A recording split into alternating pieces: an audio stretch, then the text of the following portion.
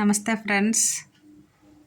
దీపాలు పెట్టేశానండి. దీపాలకి ముందు పసుపు, కుంకుమ పూజ చేసుకుంటాను. తర్వాత పుష్పాలతో పూజ చేసుకుంటానండి.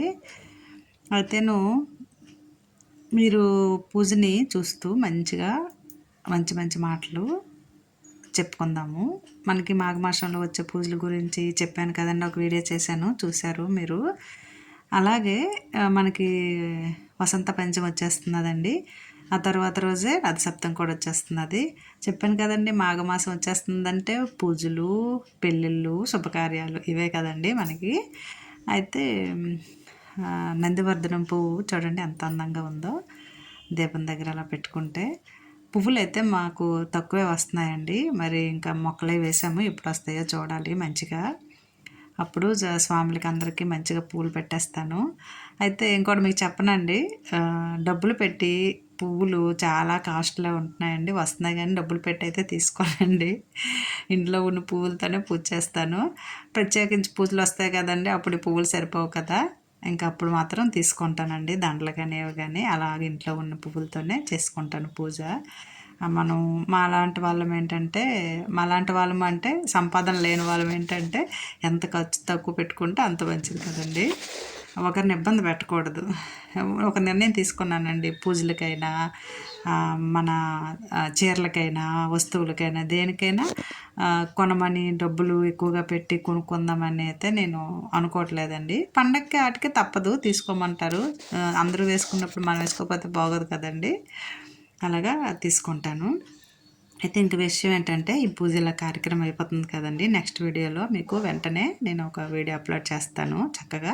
ఏంటంటే నా వీడియో చూసిన వాళ్ళకి తెలుసుకుంటారు కదండి.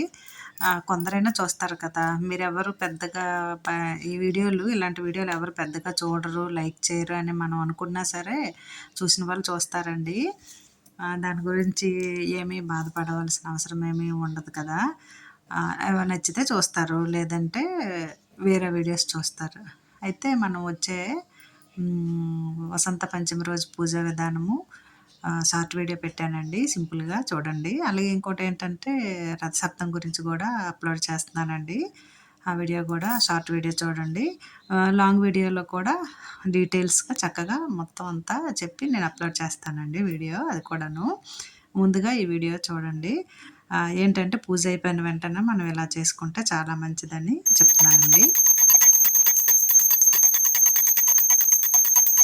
ఇది గంట మోత ఏంటంటే తర్వాత బ్యాక్గ్రౌండ్ మ్యూజిక్ లాగా ఇది పెట్టానండి నేను. గంట లేకపోతే ఏం హారతి అని ఎప్పుడు పెట్టట్లేదని. ఓకే అండి. ఇప్పుడు మీరు బాగుండాలి, మేము బాగుండాలి, హారతి కూడా తీసుకోండి, అందరూ తీసుకోండి.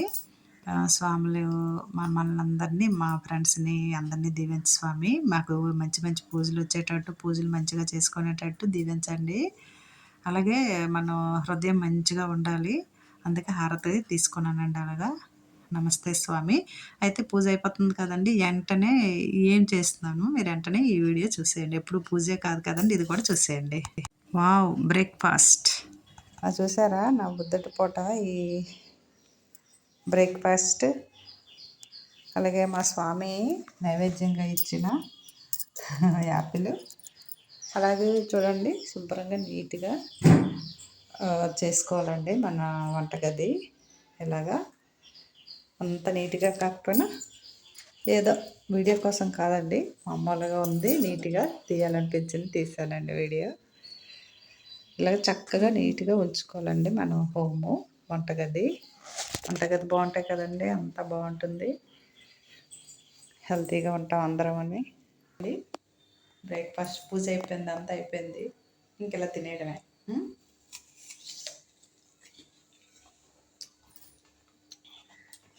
అయితే యాపిల్ అండి